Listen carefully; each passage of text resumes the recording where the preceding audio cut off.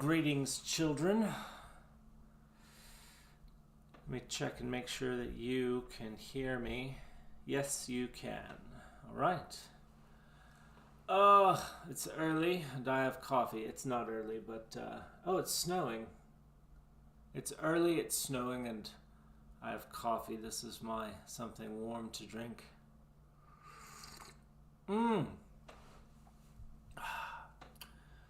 It's a momentous occasion today.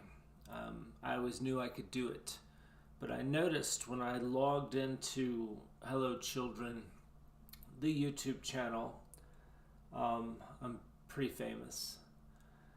I noticed that I now have 15 subscribers. I don't know who the hero was. I don't know who the selfless hero was that put me over the top, but somebody subscribed, and now I have 15, count them, 1, 2, 3, 4, 5, 6, 7, 8, 9, 10,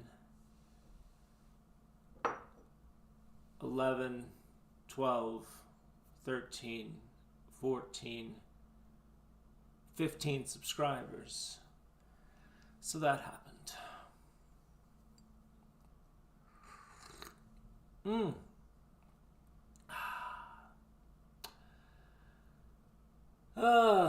What shall we talk about today? I think I should put something musical on, but not now. What should we talk about today? Your teenagers. Oh, you know what? Here's a thought. Here's an idea. It's a malady that affects people your age.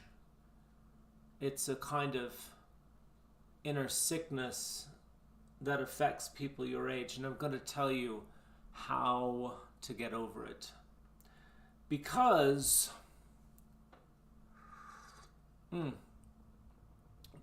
children your age tend to be online a lot, and this is a fairly new phenomena in history. Even from my era, I lived through the transition between there was no internet to there was really shitty dial-up internet with AOL. I had an email service. I'm trying to remember the name of it, but it was a special service just for email. Juno. It was called Juno. I had something called Juno. Children, Juno is nothing you know about. Let me tell you about the joy of Juno.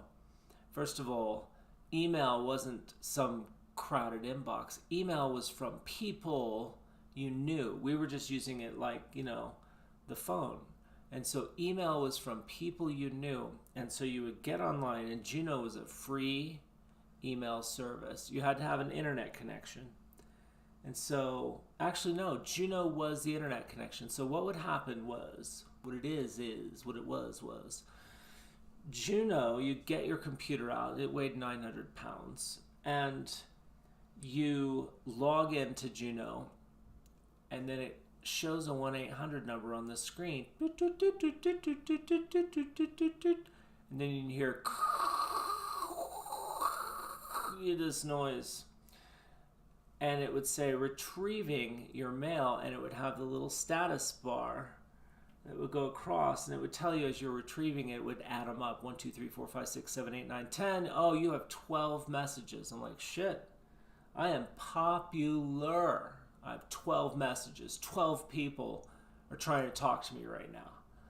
And so that's what we had. We had Juno, and it would load, and you'd get your messages. Now, Juno had a limit. I think it was like 50 or 25. So once you read the message, it was very important to delete the message so you had space for extra messages.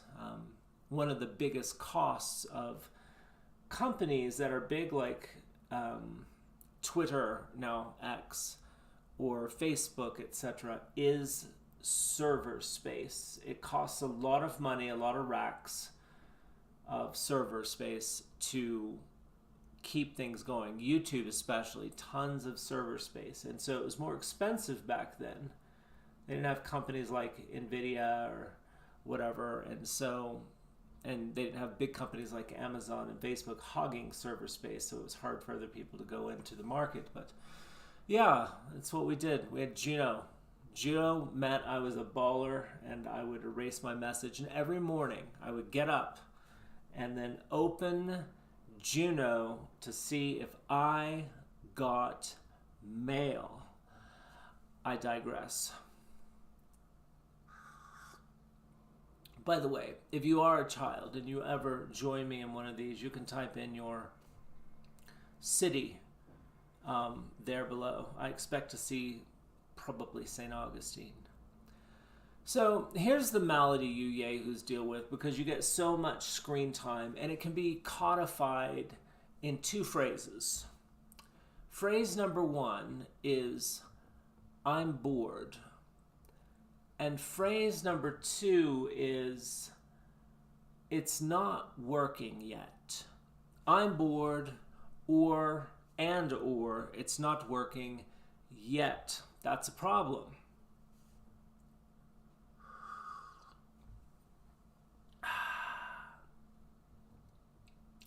It happens because your dopamine hits happen so frequently online, especially because of, and I don't know if you what you watch or what you're onto, but if you watch any kind of shorts or TikTok, or that seems to be the fad of the day, is the 4-second video that you scroll by and you keep getting these hits. Here's how this will play out in your life and what to do about it.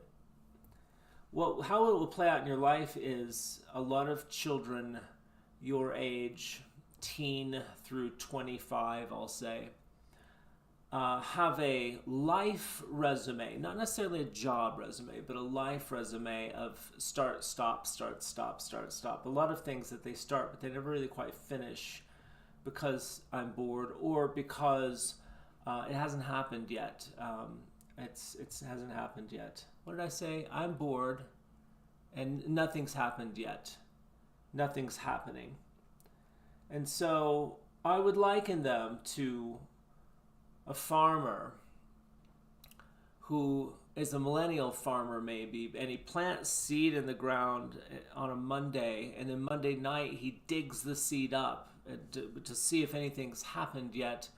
And then on Wednesday he plants the seed again, and Wednesday night he digs the seed back up, and he laments to anybody who will listen that he's tried farming.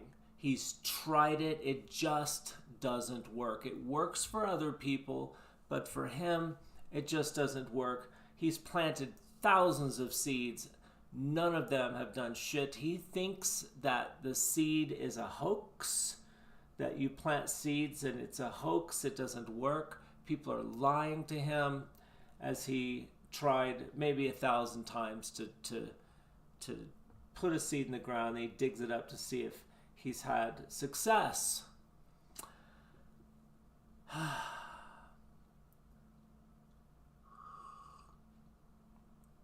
So, simple solution, children.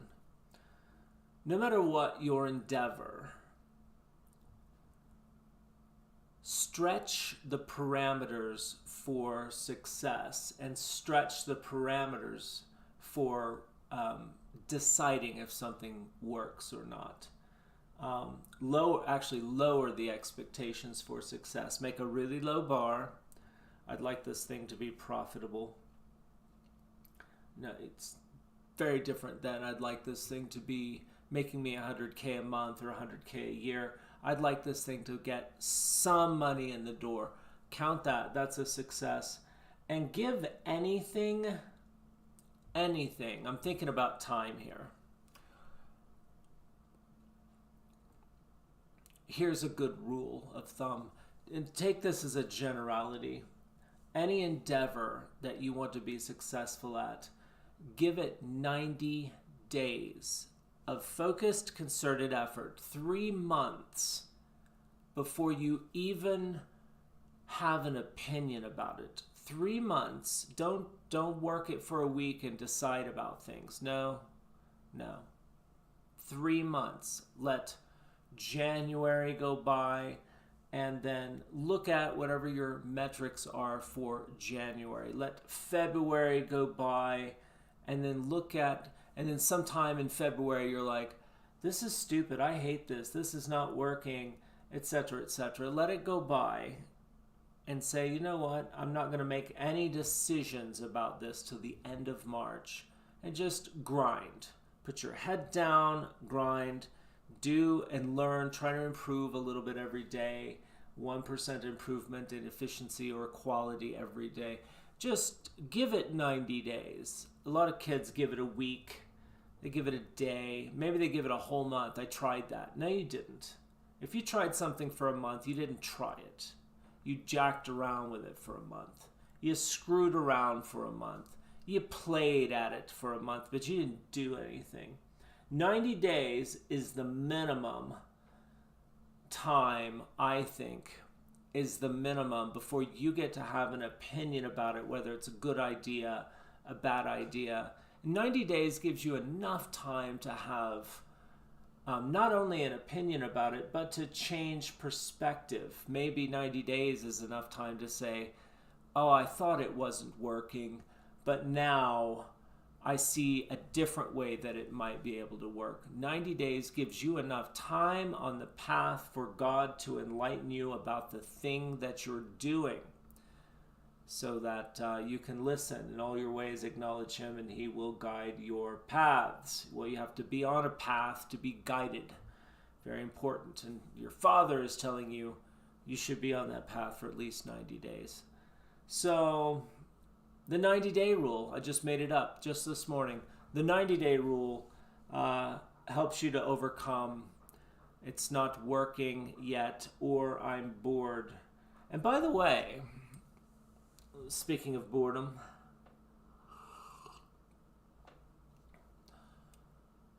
what was I going to say? Speaking of boredom, boredom is a good thing.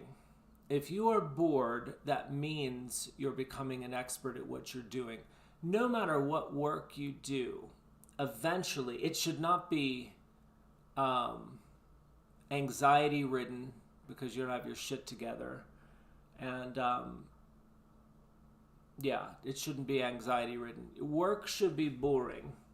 No matter what work you do, boredom is a sign of you've got the task down, you've gone from unconscious incompetence to unconscious competence, meaning you can ride the bike and you're not thinking about pedaling or keeping it up or whatever. You can just ride the bike and enjoy the scenery. Well, most work is that way. At some point, you can just enjoy the scenery. Once you get to enjoy the scenery, it's important to challenge yourself so that you can stay in the boredom for a while and find small improvements so that you can move from competent to excellent, from competent to an expert. And if you stay bored and still try to make tiny improvements, because the improvements, once you get good at something, the improvements are small. Once you start something, the improvements are huge and they're fun. All kids like fun. Fun and happiness. A lot of divorces happen in America on the altar of happiness. Happiness, as we've discussed previously, is a child's goal. Don't chase happiness. Chase excellence, joy, fulfillment.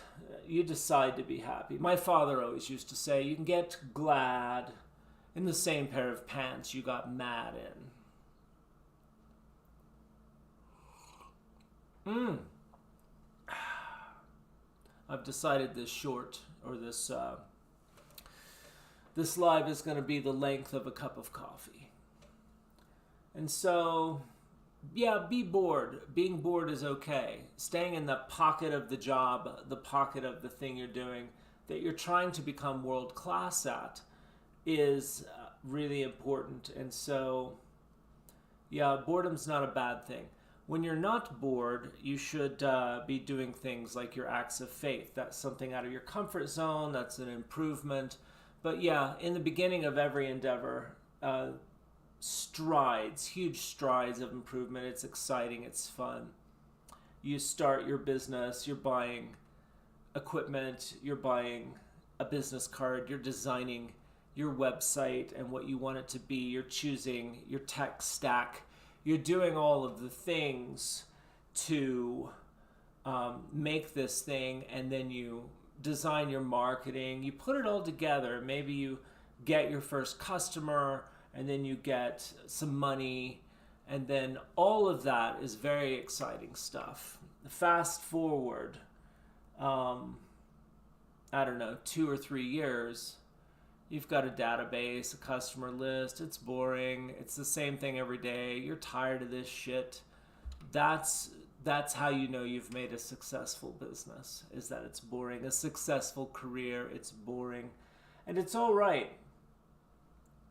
But I'll tell you, this is the reason why I bought you guys the book, How to Win Friends and Influence People. It's a start. It's a start because the most important skill is not engineering, is not animal husbandry, is not anything else, and it's rare today, but the most important skill to be world class at is your social skills, and with that, your ability to be likable, your ability to convene leaders, your ability to sell and convince people that you're a good idea, whether you're selling a product or you're going in for a job interview and you're convincing people that you're a good idea. Your social skills and your ability to connect and get along with people, and then as you build those skills to lead people, is probably the most important thing to grow. And here's why. Every job, right? Whether it's a business, a big business, which has got a bunch of little jobs in it. Everything from washing the dishes to putting shit in boxes to sweeping the floor to deciding where those boxes are going to go. Every job eventually becomes boring. Everything you do in life, whether it be the dishes or rearing snakes, is eventually going to become boring because you're going to get good at it. And then once it becomes boring, the only thing that makes your work life and your life in general a joy or a stress or a pain in the ass is the human beings that you're doing it with. The only thing that makes your work life a thing where you get up and go, oh, fuck, I don't want to go. Or, oh, I'm going to go in today and work with these people, is the humans you're interacting with. So the better your social skills, the higher caliber of human that you will attract to yourself. So it's really important because no matter what you're doing, you're going to get good at it. Time will make you good at it if you have a brain in your head. And then once you're good at it, you're bored, it's easy. If you're doing it by yourself, which even if you're doing it by yourself, eventually you're still going to interact with vendors, you're still going to interact with people. But yeah, your social skills will, in your work life and in your private life, will determine the thoughtfulness, the caliber, the quality of the humans in your life. So that's why it's really, really important. Otherwise, you're going to be surrounded with Angela Jeffries or a Terry Show or the Squeal Sisters, and that's all you have because you haven't taken the time to develop yourself socially, to develop your social skills, to learn. How to Win Friends and Influence People is the start. It's a good book, but thinking about how to present yourself to the world and being responsible for the effect you have on people when you walk into a room, and taking responsibility of your vocal, your speech, your mannerisms, your comportment, your I mean, how many times has Ilea walked into a room with a little shitty scowl on her face, right? And so, the resting bitch face is a thing for a reason. It's because the muscles have frozen in bitch land. If they've frozen in bitch land, it's because you look like that because you act bitchy all the time, and your face is like, hey, I got the message. This is how we look. And so there are people who are pleasant to look at. There are people who are not pleasant to look at. There are people whose voices are pleasant to listen to. There are people whose voices make your back tighten up in little knots. There are people you look forward to seeing, and there are people that you would rather not ever see again in your entire life. Your social skills, mark my words, children, it's the difference between I'm having a good day and I'm having the most stressful day of my life. The difference between I'm having a good week and a bad week, a good year and a bad year. And if you have shitty people around you, and you're going to have more choice as you get older, if you have shitty people, average people, people who complain, people who whine, people who yell, people who don't know about inside voice and outside voice, people who yell, people who get into verbal arguments a lot and raise their voices, kind of low-level trailer park trash people, eventually it will become your normal. And eventually you'll have this kind of malaise and this kind of lesser life. And so, yeah, I think that's the thing. Take your time with things. Give 30 days is enough. No, 90 days is enough for deciding if something's a good idea or not, if you're good at it or not, if you want to keep going or not. Don't have any decisions about a new endeavor. Give it a full 3 months. Put it on the calendar. If you start on January 4th, then you've got January, February, March, and then April 4th. That's the day. You get to decide whether this is a good idea. Give yourself plenty of runway to F up, plenty of runway to find some successes, find some joys, and then go back and look at your metrics. You should have leading metrics and lagging metrics. Ask me about it sometime if you're interested. You should have leading metrics and lagging metrics. But look at your metrics, look at your numbers, and see how you did. But yeah, give something some time. Everything in life, from making friends to making $1 million, is all a process. Wow, it's really snowing out there. I could show you. Let's see if... Look at that. It's really coming down. So yeah.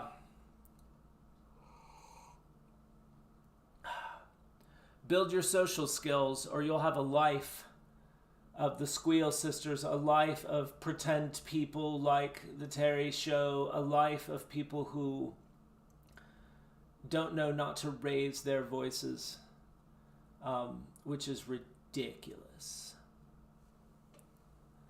That's all I have for now, children. Maybe I'll make a special video commemorating the 15. I have 15 subscribers now. And, well, it's because, boy, I'm something. I must be something on the internet to have 15 subscribers. Amazing. All right, children. Love you. I will leave you with the intro I made and the bass line that was created for the Kid channel. Here we go in 5, 4, love you guys. Oh,